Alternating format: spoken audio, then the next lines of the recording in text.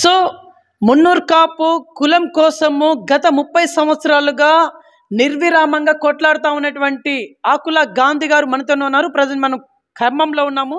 So ఖమ్మంలో actually Munnuru Kapu ఉండేటువంటి facilities ఏమైనా ఉందా, మున్నూరు కాపు సోదరులకి ఎలాంటి ప్రాబ్లమ్స్ ఉన్నాయి, ఇట్లాంటి లేటెస్ట్ ఇన్ఫర్మేషన్ అడుగుతున్నాము. సార్ బాగున్నారా? బాగానే ఉన్నామండి. ముందుగా మీ బీవీఆర్ ఛానల్ టీవీ వారికి వరంగల్ నుంచి వచ్చినందుకు వారికి హృదయపూర్వక ధన్యవాదాలు తెలియజేసుకుంటూ, సార్ నేను పాయింట్కి వస్తున్నా. ఉమ్మడి ఖమ్మం జిల్లా వరకు మీ మున్నూరు కాపు యొక్క పర్సంటేజ్ ఎంత ఉండొచ్చు? మా యాక్చువల్గా ఉమ్మడి ఖమ్మం జిల్లాలో మున్నూరు కాపు సామాజిక వర్గం సుమారు 22% పైచిలకే ఉన్నారు 10 నియోజకవర్గాలలో కూడా. ఎందుకంటే ఇది నా కన్సర్నిధిలో స్టిల్ మేము నిర్మాణం చేసినటువంటి సంఘం బాధ్యులే ఈ రోజున ఉన్నారు.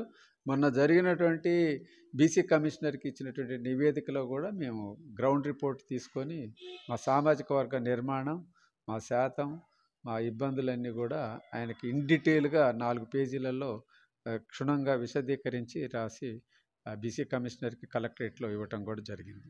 ఓకే సార్, ఇక్కడ మీ సమస్యలను ఒక మాట అన్నారు.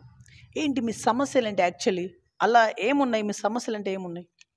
మాకు సమస్యలు అంటే మేము అనాదిగా కొట్లాడుతున్నటువంటి మా సామాజిక వర్గానికి స్టిల్ ఈ రోజు వరకు కూడా ఈ ఖమ్మం జిల్లా ఆంధ్ర ప్రాంతానికి పక్కన ఉండటం వల్ల అక్కడి నుంచి ఈస్ట్ వెస్ట్ కృష్ణా గుంటూరు జిల్లాల నుంచి ఈ యొక్క ఖమ్మం జిల్లాకి వలస వచ్చినటువంటి వాళ్ళందరూ కూడా మా హక్కుని హరిస్తూ వాళ్ళు మా రిజర్వేషన్ని కొల్లగొడుతున్నారు.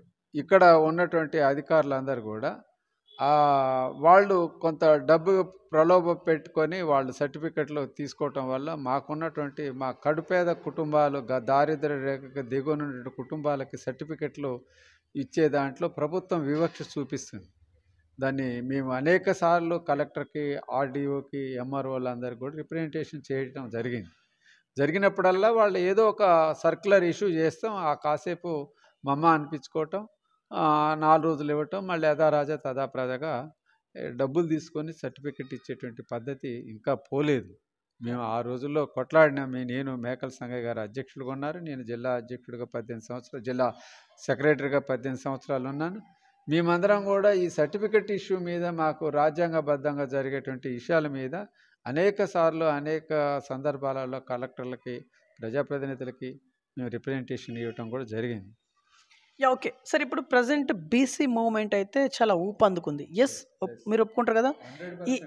ఈ బీసీ మూవ్మెంట్లో మీ పాత్ర ఏంటి యాక్చువల్లీ? ఖచ్చితంగా బీసీకి ఒక సముచితమైన, ఒక మంచి మెచ్యూరిటీ లీడరు, మంచి సబ్జెక్ట్ ఉన్న, ఈ వ్యవస్థ మీద అవగాహన ఉన్నటువంటి ఏ రాజకీయ పార్టీ తరపు నుంచి వచ్చినా సరే మేము 100కి 100% బీసీ సామాజిక వర్గాలకి, బీసీ నాయకులకి 100% మేము 100% సపోర్ట్ చేస్తాం.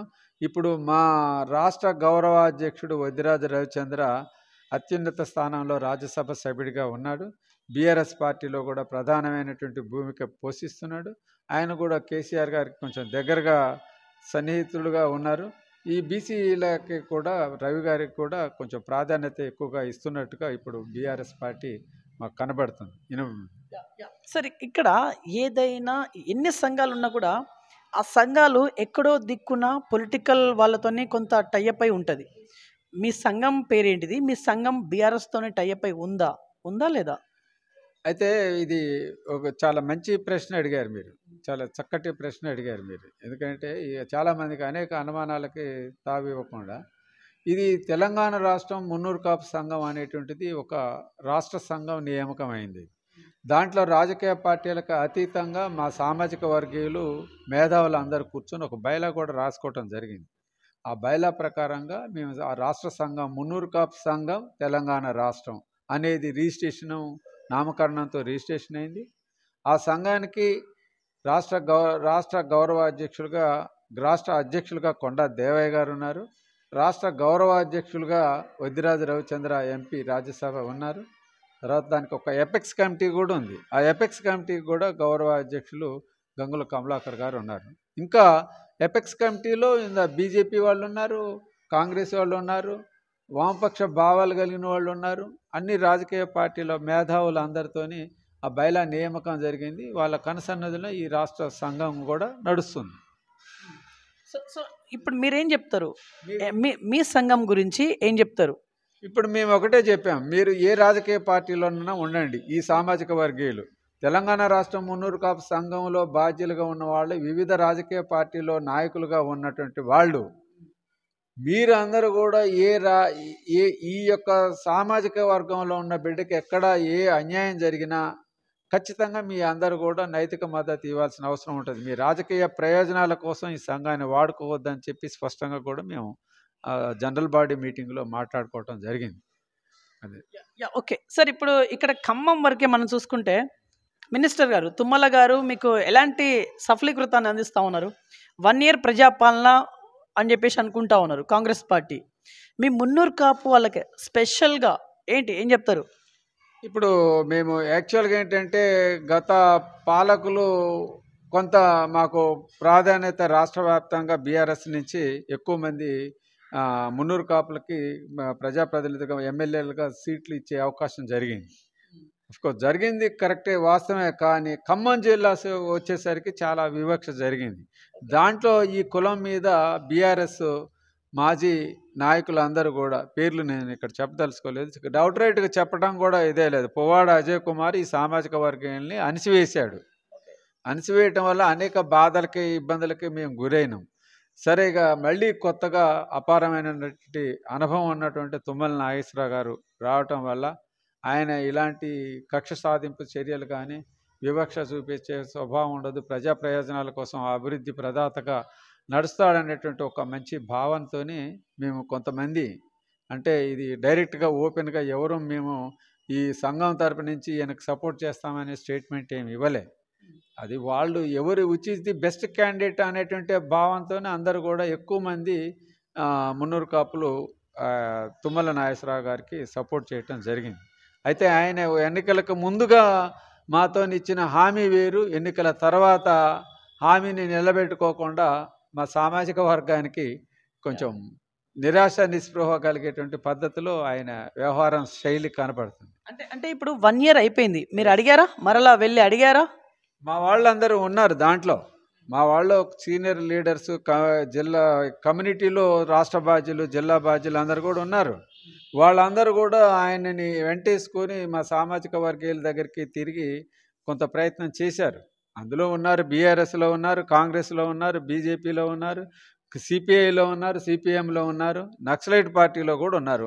అన్ని రాజకీయ పార్టీల్లో 2వ క్యాడర్లో మా సామాజిక వర్గీయులు ప్రధానమైన భూమిక పోషిస్తున్నారు. వాళ్ళ పార్టీలో వాళ్ళకి ఏదో అవకాశం దొరుకుతుందనే ఆశతో కూడా చాలా ప్రయత్నం చేశారు. కానీ వాళ్ళ ఆశ నిరాశగానే మిగిలింది తప్ప వాళ్ళకి ఏమాత్రం ఒక ఆధిపత్య వర్గాల వరకే ప్రాధాన్యత ఇస్తున్నారు. కానీ బడుగు బలహీన వర్గాలలో భాగస్వాములైన మున్నూరు కాపులు మేము కష్టపడి మా వాళ్ళు ఆయన గెలుపు కోసం కృషి చేసిన తర్వాత మా వాళ్ళకి ఏమాత్రం ప్రాధాన్యత ఇవ్వకపోవటం చాలా బాధాకరమైన విషయం.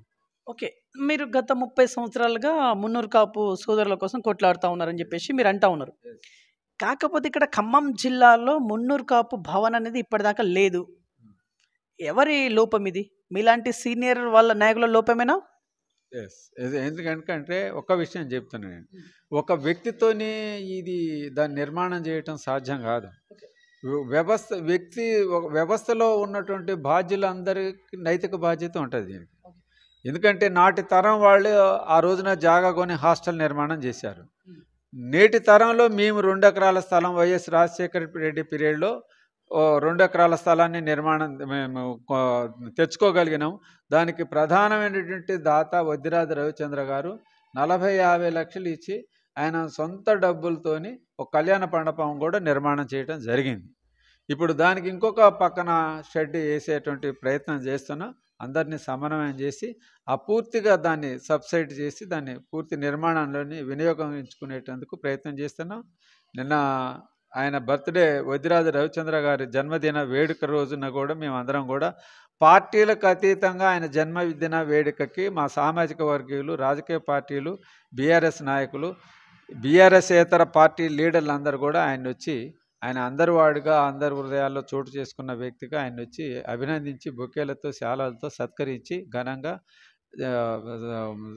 ఘనంగా సెలబ్రేషన్ జరిగింది. సుమారు ఒక 5,000 మందికి భోజన వసతితోనే ఎవరికి ఎలాంటి ఇబ్బంది కలగకుండా ఆయన దాతృత్వంతోనే అన్నదానం చేశాడు.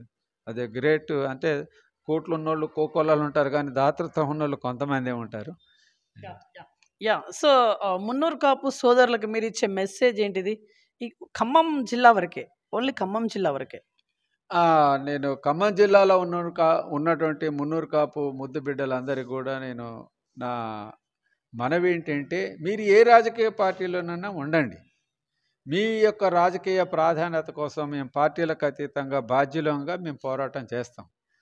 చట్టసభల్లో రాజకీయ ప్రాధాన్యత కానీ చట్టసభల్లో అవకాశాలు మీకు ఏమాత్రం దగ్గరగా ఉన్నా కూడా మేమంతా కూడా బాధ్యులుగా వచ్చి మీకు భరోసాగా ఉండి మీకు చట్టసభల్లో అవకాశం కల్పించుకునేటందుకు మీ అధిష్టాన వర్గం మీద మేము ప్రెషర్ తెచ్చి మేము సహకరించేటువంటి నైతిక బలాన్ని ఇస్తామని చెప్పి నేను చెప్తున్నాను. ఓకే. సో ఇప్పుడు 1 ఇయర్ ప్రజాపాలన అయితే అయిపోయింది. ఈ 1 ఇయర్లో మీ స్థానిక ఎమ్మెల్యే కమ్ మినిస్టర్ గారు గతంలో చేసినటువంటి వాగ్దానాలు ఇప్పుడు పూర్తి చేయలేకపోతారని చెప్పేసి మీరు అన్నారు ఒక మాట. అంటే ఇది 1 ఇయర్ అయిపోయింది కదా, ఇంకా 4 ఇయర్స్ ఉంది. పోనీ 4 ఇయర్స్లో అయినా చేస్తారనే నమ్మకం మీకు ఉందా లేదా? సార్ ఇప్పుడు ఎందుకంటే ఇది పువ్వు పుట్టంగానే పరిమళం తెలుస్తుంది అంటారు కదా, అయితే ఫస్ట్ ఉన్నటువంటి ఇది లేదు. ఇవాళ ఈ ప్రభుత్వంలో గత ప్రభుత్వానికన్నా ఈ ప్రభుత్వంలో ఇప్పుడు మా సామాజిక వర్గ ఉద్యోగుల పైన కూడా అకారణంగా నిరాధారాలతోని వాళ్ళని సస్పెండ్ చేసి బాధ పెట్టి ఇబ్బంది పెట్టే పరిస్థితి కూడా ఉంది. దానిపైన మేము మంత్రి దృష్టికి కూడా తీసుకెళ్ళాం.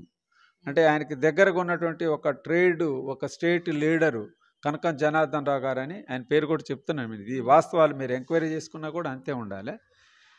ఆయన కూడా ఈ మా సామాజిక వర్గ ఉద్యోగులు వాళ్ళ యొక్క ఇన్వాల్వ్మెంట్ లేకుండా, వాళ్ళ ప్రెజెన్సీ లేకుండా, వాళ్ళ సెలవులో ఉన్నప్పుడు అకారణంగా సస్పెండ్ చేయటం, సంబంధం లేని కారణాల మీద సాకుతోని ఒక మంచి పొజిషన్లో ఉన్నటువంటి మా ఆడబిడ్డలను కూడా సస్పెండ్ చేయటం చాలా బాధాకరమైనటువంటి విషయం. ఇది ఇలాంటి వివక్ష చూపించడం అనేది అది ఆధిపత్య వర్గాల వాళ్ళ ప్రాధాన్యత ఉంది కాబట్టి బలహీన వర్గాలు ఉన్న మున్నూరు కాపుల మీద ఇలాంటి దాడి చేయటం అనేది చాలా హేయమైనది. మేమందరం కూడా చాలా బాధపడుతున్నాం. మేము చాలా ప్రయత్నం చేస్తున్నాం. ఒక పాజిటివ్ వేవ్లో అప్పీల్ చేసి వాళ్ళని రీఇన్స్టేట్మెంట్ చేయమని చెప్పి కూడా మేము అడుగుతున్నాం. అయినా కూడా మాకు ఈ లాబింగ్లు చేయటం మాకు అలాంటిది ఏమి ఉండదు. స్ట్రైట్గా మేము అడుగుతున్నాం. ఎందుకంటే ఏం తప్పు చేశాడో నిర్ధారణ చేసి మీరు సస్పెండ్ చేయండి. అంటే మీరు సస్పెన్షన్ చేయడానికి బలమైన కారణాలు మీరు చూపించాలి. మీరు అకారణంగా మీరు సస్పెండ్ చేయటం అనేది చాలా బాధాకరమైన విషయం. మేము అందరం కూడా కొంచెం ముఖ్యంగా కూర్చొని దాని మీద చాలా మానసిక వేదనతో కూడా డిస్కషన్ చేసుకోవటం జరుగుతుంది. ఓకే సార్, ఇప్పుడు పువ్వాడ అజయ్ కుమార్ గారు, తర్వాత తుమ్మల నాగేశ్వరరావు గారు, వీళ్ళిద్దట్లలో మీ కులంకి ఎక్కువగా ప్రియారిటీ ఇచ్చిన నాయకులు ఎవరు? అంటే ప్రయారిటీ అంటే యాక్చువల్గా ఏంటంటే గత ప్రభుత్వంలోనే ప్రయారిటీ ఎక్కువ జరిగింది. అయితే ఆయన ప్రయారిటీ ఇచ్చినా కూడా మా సామాజిక వర్గాల్ని విభజించి పాలించి దాడులు చేసినవి కూడా ఉన్నాయి, రెండూ ఉన్నాయి. కాకపోతే కంపారిటివ్ కాంగ్రెస్ కన్నా బీఆర్ఎస్ ఎక్కువ మాకు ప్రాధాన్యత ఇచ్చిందనే ఏ విషయానికి ఆ విషయమే చెప్పాలి. అంటే కాంగ్రెస్ అనేది 1 ఇయర్ అయింది, ఇంకా రిమైనింగ్ 4 ఇయర్స్ ఉంది. మాకు కాంగ్రెస్ మీద నమ్మకం లేదండి, 100%, no doubt at all. Congress అనేది వివక్ష చూపిస్తుంది. అక్కడ ఆధిపత్య రెడ్డి కమ్మ వెలమ కులస్తుల కనసన్నిధిలోనే ఆధిపత్య వర్గాల చేతుల్లోనే ఈ పాలన ఉంది. ఈ బలహీన వర్గాల్లో ఉన్నటువంటి మా సామాజిక వర్గం మున్నూరు కాపులకు మాత్రం న్యాయం జరగదనేది మాకు ఖచ్చితంగా స్పష్టమైపోయింది. ఈ ఖమ్మం జిల్లాలో కూడా అదే వివక్ష జరుగుతుంది ఇప్పుడు. ఎందుకంటే మేము ఇంతకుముందు గత పాలనలో బీఆర్ఎస్ కన్నా ముందుగా ఉన్నటువంటి కాంగ్రెస్ పాలనలో అత్యధిక మున్నూరు కాపులకి తెలంగాణ రాష్ట్రంలో ప్రాధాన్యత ఇచ్చారు. మా వాళ్ళు చాలామంది గత కాంగ్రెస్ పాలనలో, నాటి కాంగ్రెస్ పాలనలో ఎక్కువ మంది ప్రజాప్రతినిధులు, డీసీసీ, పీసీసీలు పదవులు అన్నీ కూడా మా సామాజిక వర్గానికి ప్రాధాన్యత ఇచ్చారు. కానీ రాను రాను మా సామాజిక వర్గాన్ని కనుమరుగు చేసే పద్ధతిలో ఇప్పుడున్న పాలకులు చూస్తున్నారు. సార్ ఇక్కడ రాను రాను రోజుల్లో కనుమరుగయ్యే పరిస్థితిని చేస్తా ఉన్నారు కాంగ్రెస్ పార్టీ అని మీరు నిరభ్యంగా సూటిగా చెప్తా ఉన్నారు.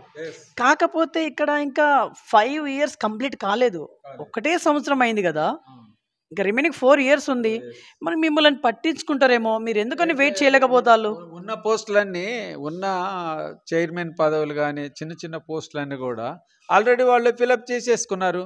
మాకు హామీ ఇచ్చారు, మాతో పని తీర్చుకున్నారు, గెలిచారు. ఓడెక్కినాక ఓడమలే, ఓడ దాటినాక బోడమలే, అంతా అయిపోయింది. ఇంకా మళ్ళీ ఇంకేం ప్రయారిటీ ఇస్తారు చెప్పండి? ఇంకా ఏ చట్టసభల్లో మాకు ప్రాధాన్యత ఇస్తారు చెప్పండి? రేపు స్థానిక సంస్థ ఎన్నికలు ఉన్నాయి, అక్కడ కూడా మా దాంట్లోనే మా ఏళ్ళతోనే మా కన్ను పొడిచే పరిస్థితి, కుట్రలు జరుగుతున్నాయి. నిన్న కూడా ఒక కుట్ర జరిగింది మా సామాజిక వర్గ పెద్ద మనిషి మీద. అదే మేము ఒకవైపు మా సామాజిక వర్గంలందరినీ సమీకరించి అభినందన తెలియజేసి ఇంటికి మాట్లాడాలో లేదో నాకు తెలియదు. నేను ఓపెన్గా మాట్లాడే నైజం కాబట్టి చెప్తున్నా. నేను అది ఏమన్నా అనుకొని వాళ్ళు అడిగినా ఇక్కడ ఏ జిల్లా నాయకుడు ఏం మాట్లాడినా వాళ్ళకి జవాబుదారిగానే సమాధానం చెప్పగలిగేవాడిని. నాకేం ఇబ్బంది ఏం లేదు. నేను ఇలాంటి అణచివేతలకు ఎన్నిటికో నేను గురైనా నేనే భయపడే వ్యక్తిని కూడా కాదు. అట్లని మనం ఏదో భయపడినటువంటి వ్యక్తులు కాదని అకారణంగా అనవసరమైన మాటలని వాళ్ళని నేనేమి ఇరకాటంలో పెట్టే పద్ధతి కూడా మాది కాదు. ఎందుకంటే చట్టాన్ని గౌరవిస్తాం, సామాజిక.